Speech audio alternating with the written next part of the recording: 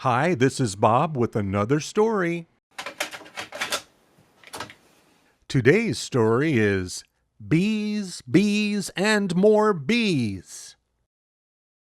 Like a lot of people, I've had a fear of stinging insects since I was a boy. I must have been about 5 years old. My mom was driving my sister, Kathy, and myself from our home to downtown Moundville.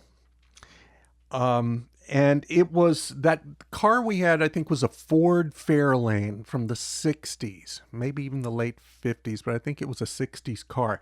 Did not have air conditioning in it, and so we had to have the windows down during the summer. Well, wouldn't you know, a bumblebee flew into the car. Now, the bumblebee was flying around, and bumblebees make a really kind of a loud buzzing sound. And so it really got my attention. And it was flying around and flying around and flying around. And I was scared. And my mom, Miss Mildred, said, "If you don't bother it, it won't bother you."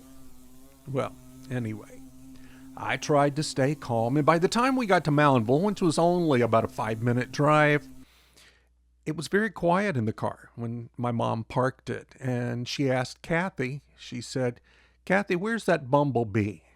And Kathy said, "It was flying around Bob's head."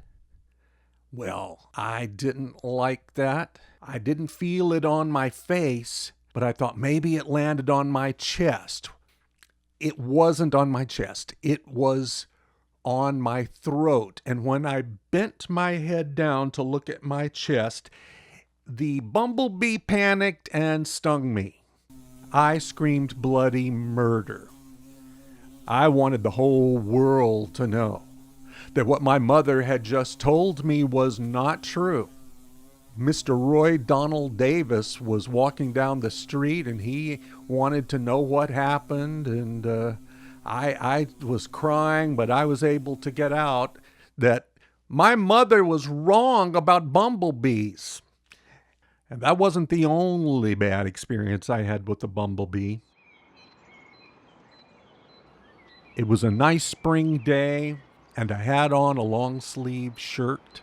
Everything was nice. The flowers were beginning to bloom, and I heard the buzzing of bees.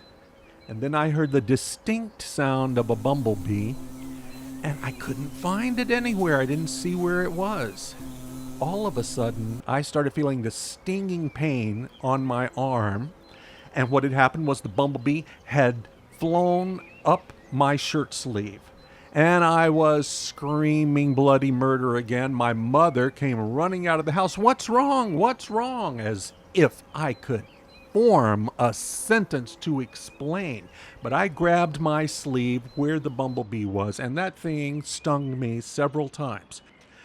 I crushed the bumblebee. It fell out of my shirt sleeve, and it did not look like a bumblebee anymore. Honeybees are really wonderful. I like them most of the time. I mean, let's face it, they pollinate flowers and they gather nectar and make honey, and all those things are nice. But one time I had a bad experience with a honeybee. I was working for the Tree People organization in Los Angeles. I did nature hikes for groups of kids, school kids that would come there for learning all about trees and how important they are to us. And then as I was taking them on this hike, we go to a certain area where there is a honeybee hive. I mean, a natural one. And I do the whole bit about how the honeybees help us, and that it's important that if a bee starts flying close to you, don't swat at it because it might sting you because it'll think you're trying to harm it. Well, wouldn't you know, one got caught in my hair right at that point. And so I thought, teachable moment. I said to the kids, "Now you see, there's no reason for me to be hitting at this bee because it's going to get out of my hair in just a moment, I was praying, and it will fly away. Well, it did get out of my hair, and it landed right below my right eye and stung me right there. And let me tell you, it really hurt because that's a very sensitive area.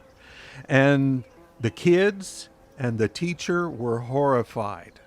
So was I. But I survived it.